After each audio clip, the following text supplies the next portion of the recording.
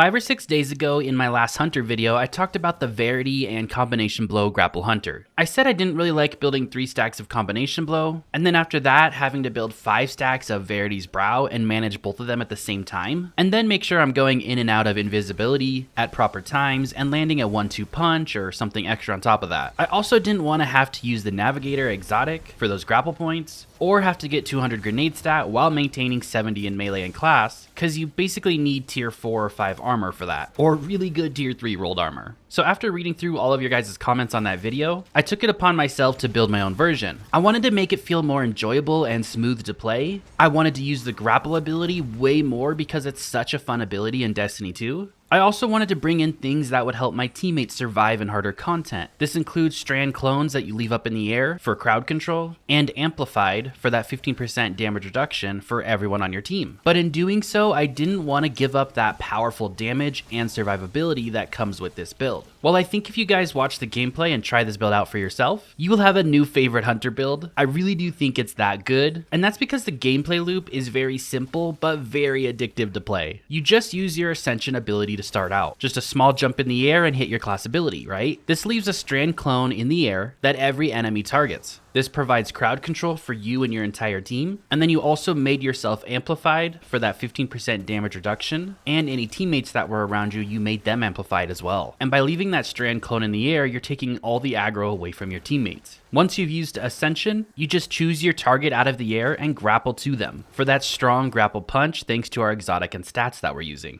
Then head to the first enemy that's close to you that you see and hit them with Combination Blow. Every melee kill through grapple or Combination Blow makes an Orb of Power too, which heals you and gives Woven Mail for that 45% damage reduction. Then you just repeat those 3 abilities. You'll have your class ability back and your grapple, and can just chain these 3 moves over and over. It's just Ascension, grapple in and punch something, and then use Combination Blow on the next enemy. I mean, just look at it in -20 content here against these Brigs. Still very strong, but adds a fun gameplay loop to it, and is definitely the way I like playing it. Now make sure to pay attention because the aspects, fragments, and mods are all playing very important roles for you. And if you miss something, the build definitely won't play as smooth as you want it to. Now for stats on the build, I didn't have anything impressive. Obviously the grenade stat is what you want to aim for to get it higher, right? Because that's going to scale your damage even more. I only had 135 grenade in the gameplay you're watching. I also only had 54 melee stat and 66 class stat. So I wasn't even hitting that 70 mark,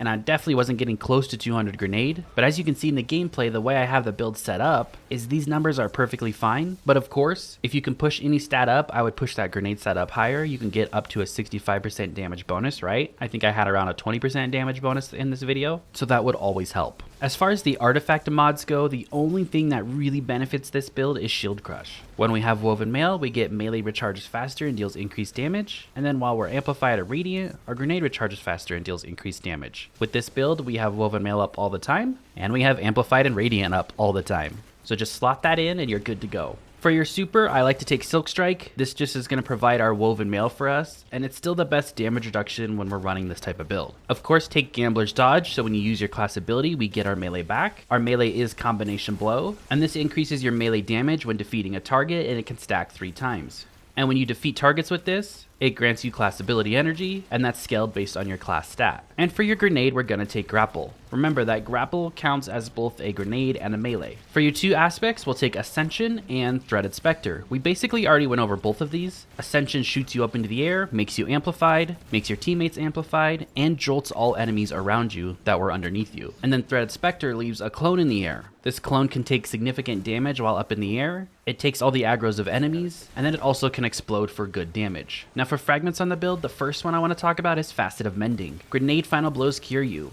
and Transcendence Grenade Final Blows increase the strength of the effect. So you get a cure ×1 with your grapple grenade, but I really like this fragment because it's healing built into the build, and every grapple kill you're getting, you're proccing your Woven Mail, but you're also proccing cure. So you're basically going back to full health. Speaking of Woven Mail, that's when we add in Facet of Purpose. So we get Woven Mail for 5 seconds when we pick up an Orb of Power, and every melee you do, whether that be grapple grenade or Combination Blow, will spawn an Orb of Power for you. Next we'll take Facet of Courage. Your Arc, Solar, and Void abilities deal increased damage to targets afflicted by darkness debuffs. This just lets Ascension do more damage and the Jolt do more damage to all the unraveled enemies, and everything will be unraveled because your grapple grenade unravels on hit, and the further damage you do will spread that unravel throughout the entire battlefield. It also lets your combination blow melee do more damage to those unraveled targets. So when I said you ascend and grapple and hit something, well, when you grappled and hit something, it put unravel onto the enemies around it. Then when you run over and hit your combination blow melee, you're doing more damage to them. We'll also take Facet of Protection. This is just a 15% damage reduction when we're surrounded, and as you can see, we're always in the thick of things with this build. And then we'll take Facet of Dawn. Powered melee hits makes you radiant, and powered melee final blows make you and nearby allies radiant. Your grapple counts for this, and your combination blow counts for this. So you're making everybody amplified, you're making everybody radiant, and you're leaving strand clones around the place to take all the aggro from enemies. And then talking about damage reduction is 15% DR from the Ascension ability and Amplified, 15% from Facet of Protection, 45% from Woven Mail, and then on top of that you get a small health bump when Combination Blow hits something, you get a cure from Facet of Mending, you get health from the Orb of Power you pick up. So as far as damage reduction and health, we're sitting pretty good. Now we add in our exotic class item. There are a ton of different options you could do with this, but for me personally and the playstyle that I was playing, as you can see in the gameplay, I really liked Spirit of Inmost Light and Spirit of Synthoceps. Spirit of Synthoceps just buffs all our melees and our grapple melee, and it's something you don't have to think about. As long as there's 3 or more enemies around you, which there normally are, you're getting this buff. And it just lets you turn off your brain. You don't need to worry about stacking Verity stacks here. It's just a lot simpler and easier. And then in the first column, Spirit of Inmost Light. You all know what this does. Using an ability empowers the other two and improves their energy regeneration. That's part of the main gameplay loop, is how we're getting these abilities back so quickly, especially that grapple grenade. Because you're always proccing ×2 empowerment. When you hit that combination blow, then you ascend, and then you grapple, right? Now you could add Bastion as a weapon into the build. I think this gives you, what, a 300% increased melee damage if you hit a full burst on a target. I'm not sure on the exact number, but I think that's what it was. But in the gameplay, you see that I don't even use it that often, so it's really not needed here. You could run any weapons with the build you want. Now for the mods on the build, and I do think these play a big role. On the helmet, I like a hands-on, gain bonus super energy on melee kills. This includes our grapple and combination blow, and then a special ammo finder just to help with that special ammo. On the gauntlets, we take triple heavy-handed. This allows you to create an orb of power on every melee defeat, grapple or combination blow.